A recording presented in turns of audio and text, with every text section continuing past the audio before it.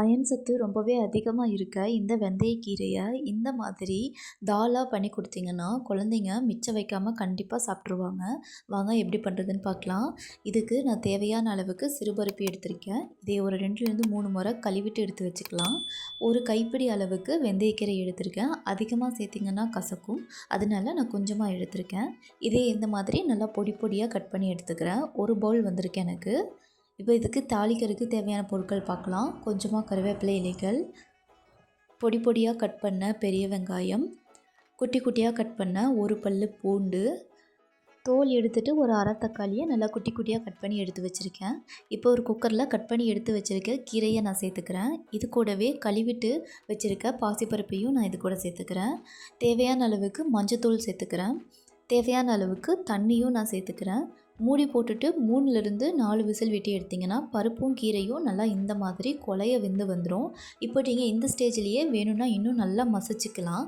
என்னோடய பொண்ணு எடுத்து சாப்பிட்ற ஸ்டேஜுங்கிறங்காட்டி நான் இதை அந்தளவுக்கு மசிக்கலை, அவள் கடித்து சாப்பிட்றதுக்காக.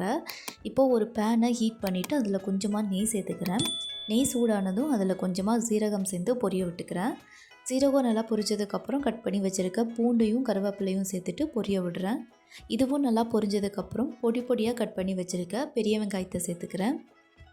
பெரிய வெங்காயம் ஒரு நிமிஷத்துக்கு நல்லா வதங்கணும், அப்போ தான் சாஃப்ட் ஆகும்.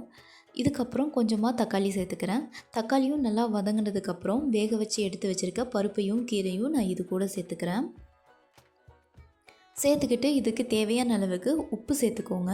1 வயசுக்கும் கீழே இருக்க குழந்தைங்களுக்கு உப்பு அவாய்ட் பண்ணிக்கலாம். இப்போதைக்கு வாசனைக்காக நான் கொஞ்சமாக சாம்பார் தூள் சேர்த்துக்கிறேன். இது கம்ப்ளீட்டாக ஆப்ஷனல். இப்போ இதை மூடி போட்டு 3லேருந்து 4 நிமிஷத்துக்கு நல்லா கொதி விட்டு எடுங்க.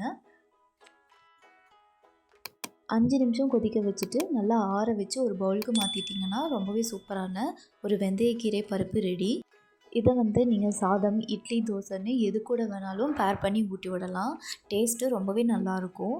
இந்த வீடியோ பிடிச்சிருந்தா ஒரு லைக் பண்ணிக்கோங்க. இந்த மாதிரி இன்னும் நிறையா ஹெல்த்தி ரெசிபீஸ்க்கு லைஃப் ஆஃப் இல்லத்தரசி சேனலை சப்ஸ்கிரைப் பண்ணிக்கோங்க. தேங்க்யூ.